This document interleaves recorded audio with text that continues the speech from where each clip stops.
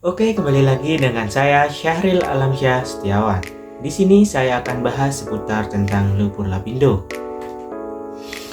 Saya menemukan berita ini dari Wikipedia. Pada 18 tahun lalu, sebuah desa di Sidoarjo digemparkan oleh lumpur panas yang menyembur di tanah. Tidak disangka bahwa lumpur ini akan menenggelamkan desa-desa, menghancurkan bangunan publik, dan membuat puluhan ribu warga kehilangan rumahnya. Ya, apalagi kalau bukan lumpur lapindo. Sudah hampir 2 dekade berlalu, berbagai ahli datang dari penjuru dunia untuk melihatnya. Tapi masih banyak pertanyaan yang belum terjawab. Baru-baru ini, publik malah dihebohkan oleh penemuan harta karun langka di dalam lumpur. Elemen logam tanah jarang mempunyai segudang manfaat dan katanya lebih mahal dari emas. Kenapa lumpur lapindo bisa terjadi dan bagaimana perkembangannya selama ini? Pukul 4.30 pagi 29 Mei 2006, lumpur panas menyembur di tengah persawahan Kecamatan Porong, Sidoarjo. Semburan berasal dari sumur Banjar Panji, lokasi pengeboran gas lapindo berantas INC. Penyebabnya masih diperdebatkan dan ada 2 teori yang muncul: efek dari gempa Yogyakarta 2 hari sebelumnya atau kesalahan prosedur pengeboran lapindo berantas INC. Atau LPT adalah perusahaan yang bergerak di industri minyak bumi dan gas. Saat itu mereka tengah melakukan pengeboran sumur untuk eksplorasi gas. Kilas balik ke 11 hari sebelum bencana, perusahaan sudah diperingatkan untuk memasang pipa selubung pelindung dinding lubang bor sebelum kedalaman 2.804 dan mencapai formasi Kujung. Tapi menurut Wakil Presiden Humas LBI, sudah disetujui bahwa pipa selubung akan dipasang sekitar 5 meter dan dalam formasi Kujung karena pemasangan 15 meter di atas lapisan ini berpotensi menimbulkan masalah.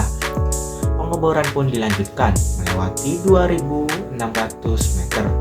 Tapi sudah semakin dalam, formasi Kujung belum juga ditemukan. Mencapai kedalaman 2.830 meter, letusan uap air dan gas mulai terlihat 200 meter dari titik pengeboran. Dugaannya adalah karena terjadi percampuran lumpur, air, dan gas dari lapisan-lapisan tanah akibat retakan lubang. Tekanan yang terlalu tinggi pun mendorong naik campuran material tadi.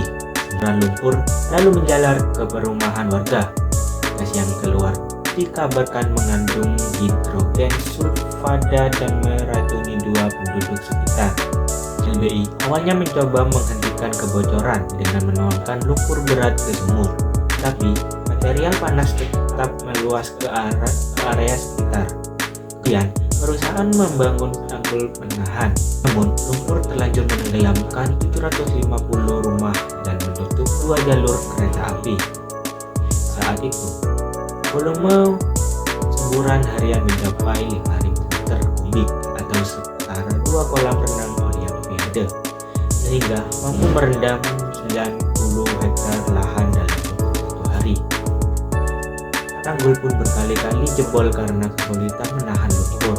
Presiden Susilo Bambang Yudhoyono lalu menyusun strategi penanggulangan melalui penerbitan Kapres di 2006 dan Perpres di 2007. Lah Badan Penanggulangan Lumpur Sidoarjo untuk menangani luapan lumpur serta masalah infrastruktur dan sosial di sekitarnya. Tapi hasilnya tidak maksimal karena semburan lumpur harian terus meningkat hingga 100 meter kubik di 2008 atau dapat mengisi 40 kolam renang Olimpiade. Bahkan lumpur sampai menjalar ke jalan raya Porong 2010. Karenanya LBI dan pemerintah juga harus mengganti rugi pada korban dan jumlahnya tidak sedikit.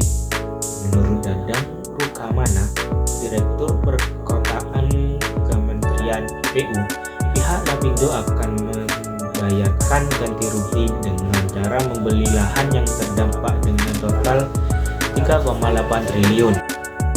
Untuk korban di luar PAT, ganti rugi dibebankan ke dana APBN.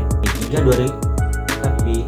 2013, LP hanya dapat mengeluarkan 3,3 triliun dan meminjamkan dana pemerintah sebesar 773 miliar di 2015 dengan jatuh tempo di Juli 2019.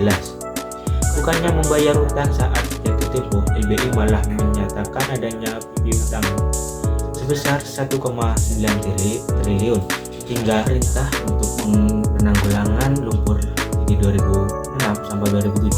Utang LBI kemudian akan diselesaikan melalui perjumpaan utang. Secara tak langsung, pemerintah juga ikut menanggung ganti rugi dengan total alokasi dana APBN yang mencapai sebesar 11,27 triliun.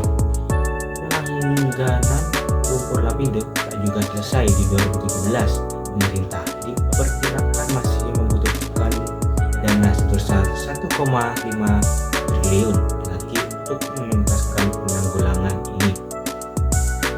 Anggaran sebesar 380 miliar pun kembali dikucurkan di 2020. Ajaibnya, meskipun lumpur Lapindo dinobatkan sebagai bencana metana terbesar di bumi, kegiatan blok berantas masih berjalan. Di 2018, Kementerian ESDM memperpanjang kontrak bagi hasil dengan LBI selama 20 tahun.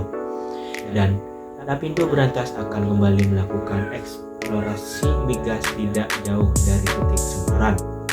Apa jadinya situasi ini nanti? Pertanyaannya bukan lagi siapa atau apa yang menyebabkan lumpur Lapindo, melainkan kapan bencana ini akan berakhir. Sekian dari saya. Kurang lebihnya mohon maaf. Jika ada kesalahan, mohon dibicarakan dengan baik-baik, bukan malah cari yang terbaik. Sekian dari saya. Wassalamualaikum warahmatullahi wabarakatuh.